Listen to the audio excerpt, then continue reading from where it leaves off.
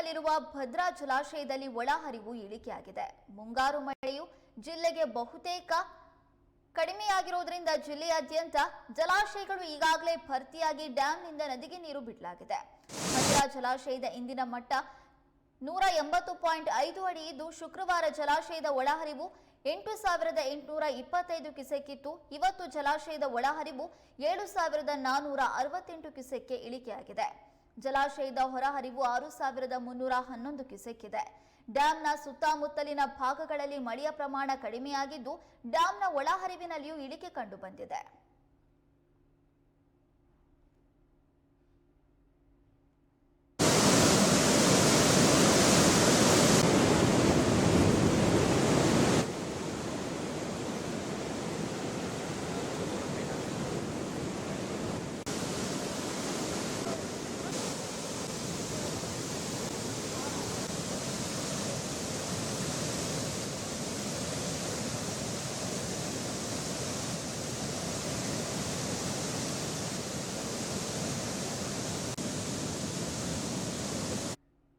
ಮಲೆನಾಡಿನಲ್ಲಿ ಮಳೆಯ ಪ್ರಮಾಣ ಕಡಿಮೆಯಾಗಿರುವುದರಿಂದ ಪ್ರಮುಖ ಜಲಾಶಯಗಳಿಗೆ ಹರಿದು ಬರ್ತಾ ಇರುವಂತಹ ನೀರಿನ ಪ್ರಮಾಣದಲ್ಲೂ ಇಳಿಕೆಯಾಗಿದೆ.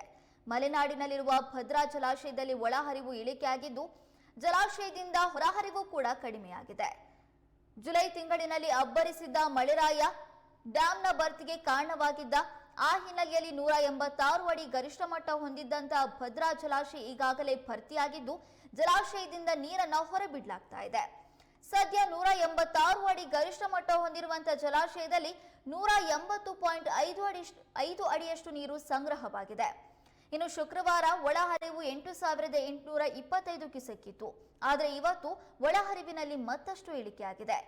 7,468 ಕ್ಯೂಸೆಕ್ ಒಳಹರಿವು ಇದ್ದು, ಜಲಾಶಯದಿಂದ 6,311 ಕ್ಯೂಸೆಕ್ ನೀರನ್ನ ಹೊರಬಿಡಲಾಗ್ತಾ ಇದೆ. ಇನ್ನು ಡ್ಯಾಂನ ಸುತ್ತಮುತ್ತಲಿನ ಭಾಗಗಳಲ್ಲಿ ಮಳೆಯ ಪ್ರಮಾಣ ಕಡಿಮೆಯಾಗಿದ್ದು, ಡ್ಯಾಂನ ಒಳಹರಿವಿನಲ್ಲಿಯೂ ಇಳಿಕೆ ಕಂಡು ಬಂದಿದೆ.